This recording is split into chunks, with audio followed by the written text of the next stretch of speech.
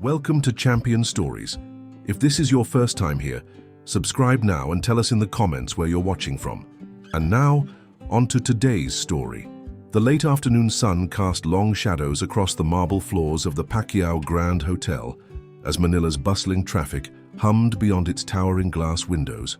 This five-star establishment had become one of the most prestigious addresses in the Philippines, a testament to dreams realized and battles won both inside and outside the boxing ring. Yet on this particular Tuesday, the very man whose name adorned the golden letters above the entrance would experience something that would shake him to his core. Manny Pacquiao stepped out of his simple sedan, choosing to drive himself rather than arrive in the usual convoy of luxury vehicles that typically announced his presence. He wore a plain white polo shirt, faded jeans, and well-worn sneakers that had seen better days. His baseball cap was pulled low over his eyes, and his humble appearance bore no resemblance to the glittering image of wealth and success that the world had come to associate with his name. The champion boxer had been away for 3 weeks, traveling through remote provinces in Mindanao, visiting impoverished communities and quietly distributing aid to families who could barely afford their next meal. These journeys always grounded him, reminding him of the barefoot boy from General Santos City who once sold cigarettes on street corners just to survive. Now, returning to Manila, he wanted nothing more than a quiet moment in his own establishment before the chaos of upcoming business meetings consumed his schedule. As Manny approached the hotel's gleaming entrance, the uniformed doorman barely glanced in his direction. Inigo, a young man who had been hired just 2 months prior, was busy polishing the brass handles and seemed annoyed by the interruption of what he perceived to be just another walk-in guest. The doorman's eyes swept dismissively over Manny's casual attire, taking in the modest clothing and unassuming demeanor with barely concealed disdain. Inside the opulent lobby, with its crystal chandeliers and imported Italian marble, the afternoon shift was in full swing. Hernando, the head concierge, was training 2 new staff members behind the reception desk, emphasizing the importance of maintaining the hotel's exclusive reputation. The lobby buzzed with the quiet efficiency of luxury hospitality, where every guest was expected to meet certain unspoken standards of appearance and wealth. Manny walked across the lobby toward the elevators, his footsteps soft against the polished floor. His presence drew curious glances from several staff members, but not for the reasons one might expect. Arturo, the assistant manager on duty, noticed the simply dressed man and immediately assumed he had wandered into the wrong establishment. The hotel's clientele typically arrived in designer suits, expensive jewelry glinting under the lobby lights, accompanied by personal assistants and security details. Eduardo, one of the bellhops, whispered something to his colleague Basilio as they watched Manny press the elevator button. Their expressions carried the unmistakable smugness of those who believed they were witnessing someone who clearly didn't belong in such refined surroundings.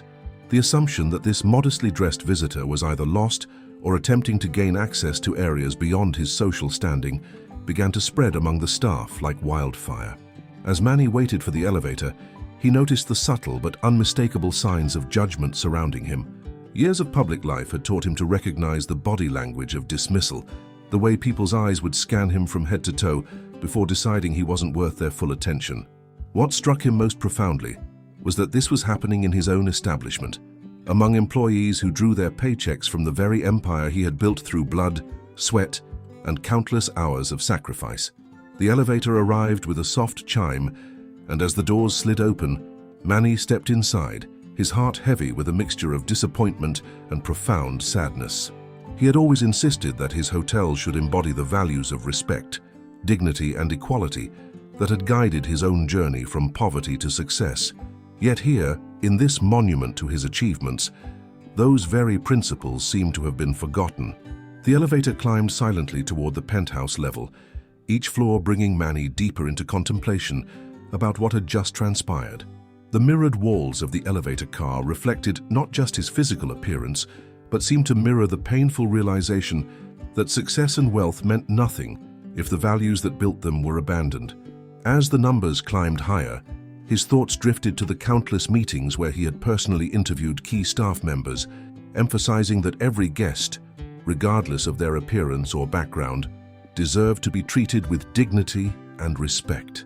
When the elevator reached the top floor, Manny stepped into the private corridor that led to his personal office suite. This space had been designed as his sanctuary within the hotel, a place where he could conduct business, meet with his team, and occasionally spend quiet nights when his schedule in Manila ran too late to return home to General Santos City. The hallway was lined with photographs from his boxing career, but also images of his humanitarian work, his family, and the communities he had helped throughout the years. Entering his office, Manny moved toward the large windows that offered a panoramic view of Manila's skyline. The city stretched endlessly before him, a concrete testament to progress and ambition. Yet from this height, he could also see the crowded neighborhoods where families still struggled to make ends meet. This view had always served as a reminder of his responsibilities, both as a successful businessman and as someone who had never forgotten his humble beginnings. But today, the view carried a different weight. Standing there in his simple clothes, Manny felt the sting of being judged not for his character or achievements, but for his appearance. The irony was particularly bitter because he had deliberately chosen to dress modestly, especially after spending weeks in rural communities where families owned little more than the clothes on their backs. His casual attire was not carelessness, but consciousness, a deliberate choice to remain connected to his roots rather than hidden behind designer labels and luxury accessories. Behind his desk, Manny activated the hotel's security monitoring system, something he rarely used but felt compelled to review today. The multiple screens flickered to life, showing various angles of the lobby, reception areas, restaurants, and corridors. What he witnessed in the recorded footage from the past hour made his heart sink even deeper. The cameras had captured not just his own experience, but revealed a pattern of behavior that extended far beyond his personal encounter. He watched as Teodoro, one of the security guards, had turned away an elderly Filipino woman who appeared to be looking for someone, dismissing her with barely a glance because her traditional dress and weathered hands suggested she couldn't afford the hotel's services. The footage showed Wilfredo, a restaurant hostess, guiding a young couple away from the main dining area toward a less prominent table, apparently because their clothing didn't meet some unstated standard of elegance. Most disturbing was watching Vicente, the bell captain, instruct his team to delay service for guests who didn't arrive in expensive vehicles or weren't accompanied by obvious displays of wealth. The systematic nature of this discrimination became clear as Manny reviewed hour after hour of footage, seeing his own values trampled by the very people he had entrusted to uphold them. Each scene on the security monitors felt like a personal betrayal. This wasn't just about poor customer service or occasional lapses in judgment. This was about a fundamental corruption of everything he had tried to build.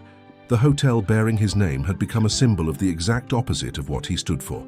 Exclusivity based on appearance, judgment based on material wealth, and a complete abandonment of the principle that every person deserved respect regardless of their circumstances.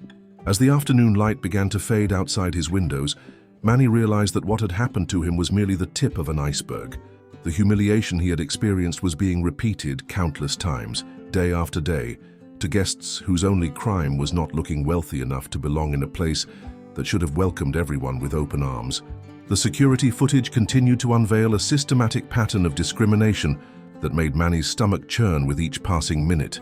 He fast-forwarded through days of recordings, witnessing scene after scene that violated every principle he had established when the hotel first opened its doors. What had started as a single moment of personal humiliation was revealing itself to be an institutional failure of devastating proportions.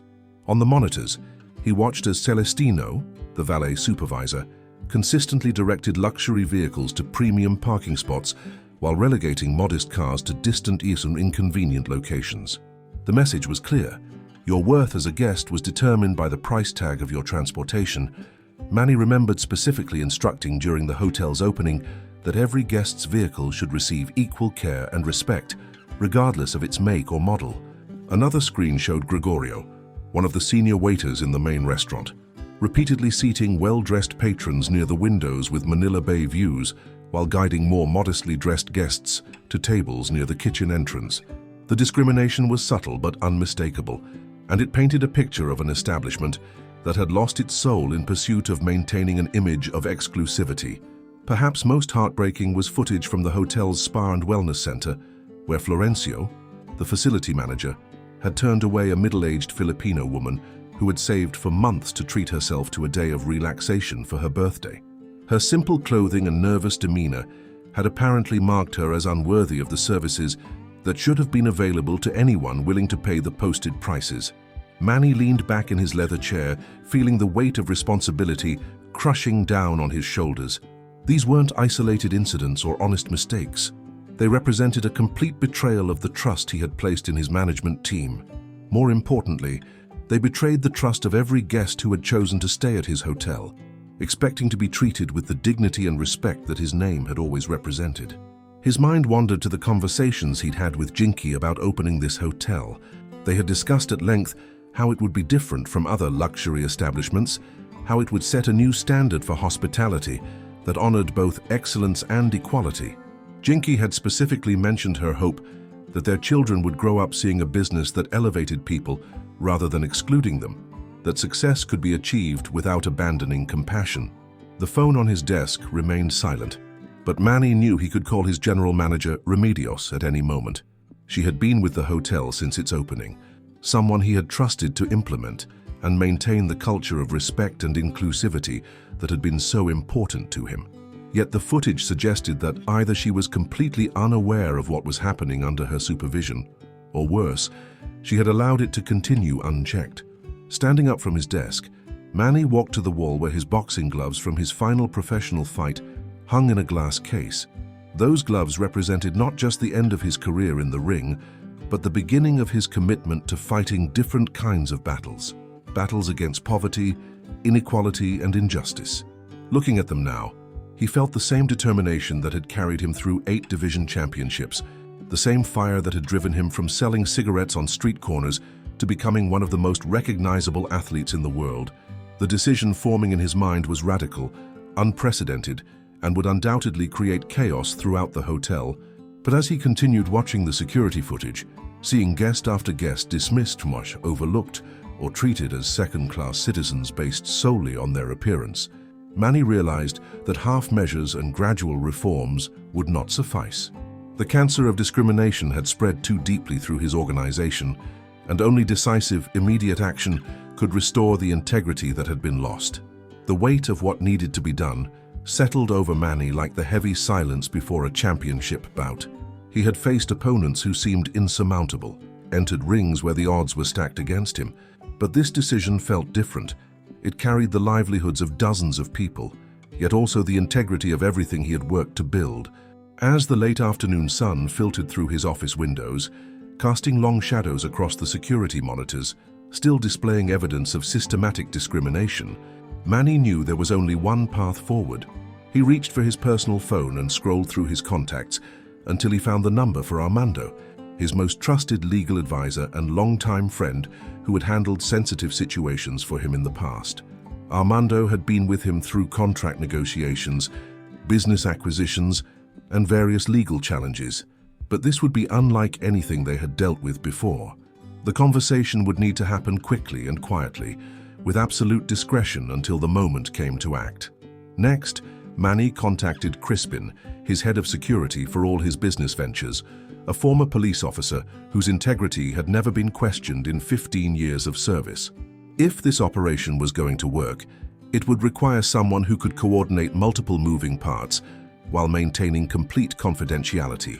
Crispin had managed security for some of Manny's most high-profile events, but this would test his abilities in an entirely different way. The plan forming in Manny's mind was unprecedented in the hospitality industry.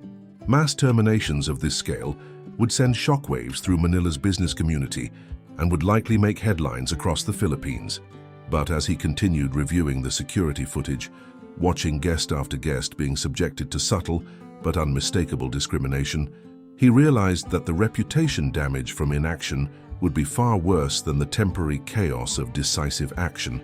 Manny pulled out a legal pad and began making notes, listing every department head or supervisor and frontline employee who would need to be addressed. The list was extensive: reception staff, concierge team, restaurant personnel, housekeeping supervisors, security guards, valet attendants, spa employees, and maintenance crew leaders. Each name represented someone who had failed to uphold the standards he had established, someone who had allowed discrimination to flourish under his name. As he wrote, Manny thought about the guests who had been turned away, dismissed, or made to feel unwelcome in his establishment. He thought about the elderly woman in traditional dress, the young couple relegated to an inferior table, the birthday celebrant denied spa services, and countless others whose experiences had been tainted by prejudice and elitism. Each of these incidents represented not just poor customer service, but a fundamental violation of human dignity. The irony was not lost on him that he was planning to use his power and influence to fight against the very abuse of power and influence that had created this situation. The staff members who had discriminated against guests based on their appearance would now face the consequences of their actions, delivered by the very person they had failed to recognize and respect.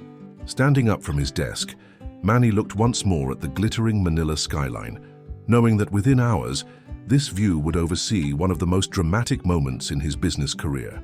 The champion who had never backed down from a fight was about to enter a different kind of ring, one where the victory would be measured not in knockouts or prize money, but in the restoration of dignity and respect for every person who walked through his hotel's doors.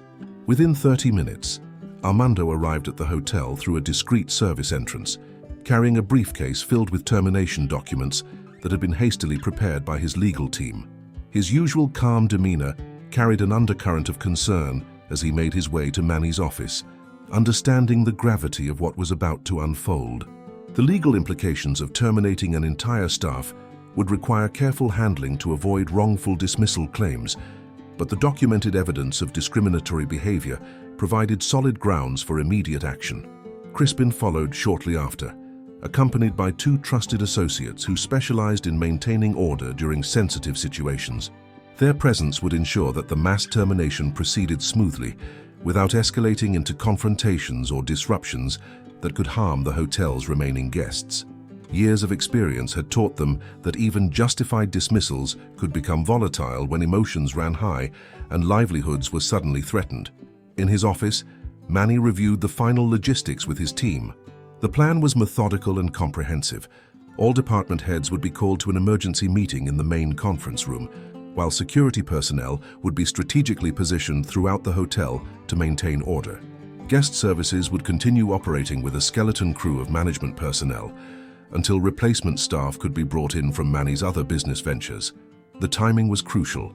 Most guests were either out exploring Manila or preparing for dinner, which meant the lobby and common areas would be relatively quiet during the operation. This window of opportunity would minimize the disruption to paying customers while ensuring that the message about discrimination and unacceptable behavior would be delivered clearly and decisively to those who needed to hear it. Manny changed from his casual clothes into a dark business suit, transforming his appearance from the unrecognized visitor who had been dismissed hours earlier into the unmistakable figure of authority and success that commanded respect throughout the Philippines. The transformation was symbolic as much as practical. He wanted every employee to recognize exactly who had witnessed their discriminatory behavior and who was now holding them accountable. As he adjusted his tie, Manny caught his reflection in the mirror and saw not just a businessman preparing for a difficult confrontation, but a man who had never forgotten where he came from.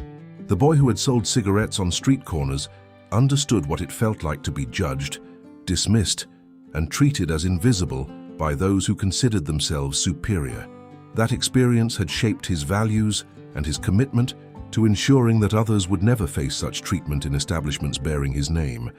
The security monitors continued displaying the hotel's operations, showing staff members going about their duties with no awareness of the storm approaching. Inigo was still at the front entrance, probably preparing to dismiss the next modestly dressed guest who dared to approach the hotel. Hernando continued training new staff in what appeared to be the same discriminatory practices that had become standard operating procedure. With everything in place, Manny took a deep breath and prepared to descend to the conference room where his management team would soon gather. The next hour would be unlike anything in the hotel's history, a moment when the consequences of abandoning fundamental human values would be delivered swiftly and without compromise. The champion who had fought his way out of poverty was about to fight his most important battle, not for titles or prize money, but for the dignity of every person who deserved to be treated with respect, regardless of their appearance or social status. The elevator descended through the floors of the hotel, carrying Manny toward a confrontation that would reshape everything about the establishment that bore his name. Each floor passed in silence, but the weight of what was about to happen filled the small space like a gathering storm. When the doors opened onto the main level, the familiar sounds of the hotel's evening operations greeted him. The soft murmur of conversations in the lobby, the gentle clinking of glassware from the bar, the hushed efficiency of staff moving through their routines. Manny walked through the lobby with measured steps, his transformation from the dismissed visitor of hours earlier now complete. His presence immediately drew attention, but this time the recognition was instantaneous and unmistakable. Guests turned to whisper among themselves, pointing discreetly at the legendary boxer who was walking through his own establishment with an expression of grim determination that spoke of serious business about to unfold. Inigo, still stationed at the front entrance, looked up from his duties and froze as the realization hit him like a physical blow. The man he had dismissed and treated with such disdain was not just any guest. He was the owner of the entire establishment, the champion whose name was emblazoned in gold letters above the very doors where Inigo had shown such disrespect. The color drained from the young man's face as he understood the magnitude of his error. In the lobby, Hernando stopped mid-conversation with his trainees, his confident demeanor crumbling as he watched Manny pass by. The head concierge had spent the afternoon instructing new staff members in the discriminatory practices that had become commonplace, never imagining that the hotel's owner had witnessed firsthand the results of such training. His hands began to tremble as he grasped the implications of what was unfolding. Word spread through the hotel with the speed that only comes in moments of crisis. Arturo, the assistant manager, abandoned his post and hurried toward the administrative offices, his mind racing as he tried to process how the modestly dressed man he had judged so harshly could be the very person who signed his paychecks. Eduardo and Basilio exchanged panicked glances, their earlier smugness replaced by growing terror as they realized their whispered comments and dismissive attitudes had been directed at their ultimate employer. The hotel's communication system crackled to life as department heads received urgent summons to report to the main conference room immediately. The announcement, delivered by Remedios with barely controlled tension in her voice, carried an ominous tone that sent ripples of anxiety throughout the building. Staff members who had been going about their duties suddenly found themselves questioning every interaction they had had with guests, wondering if their own discriminatory behavior had been observed and documented. In the restaurant, Vicente abandoned his post at the hostess station, knowing that his systematic practice of seating guests based on their apparent wealth had likely been witnessed by security cameras that the owner could access at any time. The weight of his actions over the past months crashed down on him as he realized that every slight, every dismissive gesture, every act of discrimination had potentially been recorded and reviewed. The spa manager, Florencio, felt his legs grow weak as he remembered turning away the woman who had wanted to celebrate her birthday with a day of pampering. That decision, which had seemed so natural at the time, now appeared as what it truly was: a cruel denial of service based purely on prejudice and assumptions about someone's ability to pay. Throughout the hotel, the realization spread like wildfire that the man they had collectively dismissed, ignored, and disrespected was the very person who had built this empire from nothing. The legendary Manny Pacquiao, who had risen from selling cigarettes on street corners to become one of the most recognizable figures in the world, had witnessed their betrayal of every value he represented. As staff members hurried toward the conference room, their faces pale with the understanding of what was coming, the hotel's elegant corridors filled with the sound of nervous footsteps and whispered prayers. The reckoning they had never imagined possible was about to begin, and there would be no escaping the consequences of their actions. The hotel's main conference room filled with an atmosphere of dread as department heads and key staff members filed in, their faces etched with anxiety and growing awareness of the gravity of their situation. The room, typically used for celebratory events and positive business meetings, now felt like a courtroom where judgment was about to be rendered. Remedios sat at the head of the polished mahogany table, her hands clasped tightly as she watched her colleagues take their seats, each person carrying the weight of their own discriminatory actions.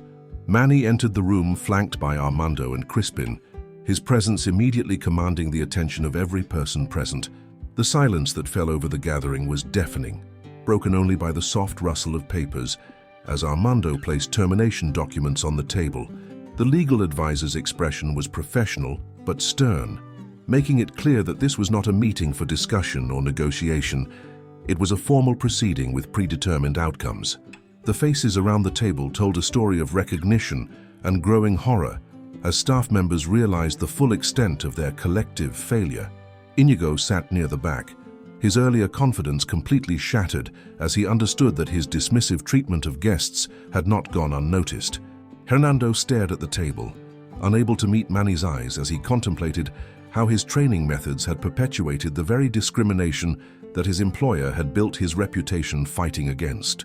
Arturo's hands trembled slightly as he processed the implications of having judged Manny so harshly based solely on his modest appearance. The assistant manager, who had prided himself on maintaining the hotel's exclusive image, now realized that his definition of exclusivity had excluded the very values that made the establishment worth respecting in the first place. Eduardo and Basilio exchanged glances filled with regret, their earlier smugness replaced by the devastating understanding that their whispered comments and dismissive attitudes had been directed at the man who had given them their livelihoods. The bellhops who had thought themselves superior to modestly dressed guests now faced the reality that their own positions were about to be eliminated due to their prejudicial behavior. Vicente sat frozen in his chair, knowing that his systematic practice of discriminating against guests based on their appearance had been thoroughly documented and reviewed. The restaurant hostess who had relegated customers to inferior tables based on their clothing now understood that his own professional future had been determined by those same discriminatory choices. Florencio could barely remain seated as he remembered turning away the woman celebrating her birthday, denying her spa services based purely on assumptions about her social status. The spa manager who had made snap judgments about people's worth now faced judgment himself, delivered by someone who understood firsthand what it meant to be dismissed and overlooked. As Armando began distributing termination letters to each person present, the reality of mass dismissal settled over the room like a heavy blanket. These weren't just job losses, they represented the systematic dismantling of a culture that had allowed discrimination to flourish unchecked. Each envelope contained not just notice of termination, but documentation of specific incidents where discriminatory behavior had been observed and recorded. The security footage that Manny had reviewed earlier now served as irrefutable evidence of actions that violated both hotel policy and basic human decency.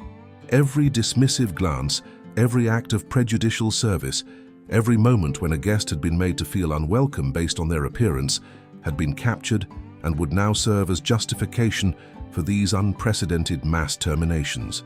The conference room that had once hosted celebrations of the hotel's success now witnessed the complete restructuring of its operational philosophy. The staff members who had forgotten that respect and dignity were non-negotiable values were learning that their employer would not tolerate the abandonment of principles that had guided his entire life journey from poverty to success. As the last termination letter was handed out and the dismissed staff members quietly exited the conference room, a profound silence settled over the hotel. The mass firing had been swift, decisive, and unprecedented in Manila's hospitality industry. But for Manny, it represented something far more significant than just an administrative action. It was the restoration of the values that had guided his entire life journey and the reaffirmation of his commitment to treating every person with dignity and respect, regardless of their appearance or social status. In the hours following the terminations, word spread quickly throughout the hotel industry and beyond. News outlets picked up the story of the legendary boxer who had cleaned house in his own establishment, firing an entire staff for discriminatory behavior. The response from the public was overwhelmingly positive, with social media flooding with messages of support from people who had experienced similar treatment at luxury establishments around the world. Manny returned to his office as the sun set over Manila, carrying with him a mixture of sadness and determination. The sadness came from the realization that such drastic action had been necessary, that the values he held dear had been so thoroughly abandoned by people he had trusted. But the determination came from knowing that this moment would serve as a turning point, not just for his hotel, but for the broader conversation about equality and respect in the service industry. The temporary staffing solution was already in motion, with experienced hospitality professionals from his other businesses arriving to maintain operations while a comprehensive hiring process began. This time, the recruitment would focus not just on skills and experience, but on character and commitment to treating every guest as a valued individual deserving of respect and excellent service. Within days, applications poured in from across the Philippines, many accompanied by personal letters expressing appreciation for Manny's stand against discrimination.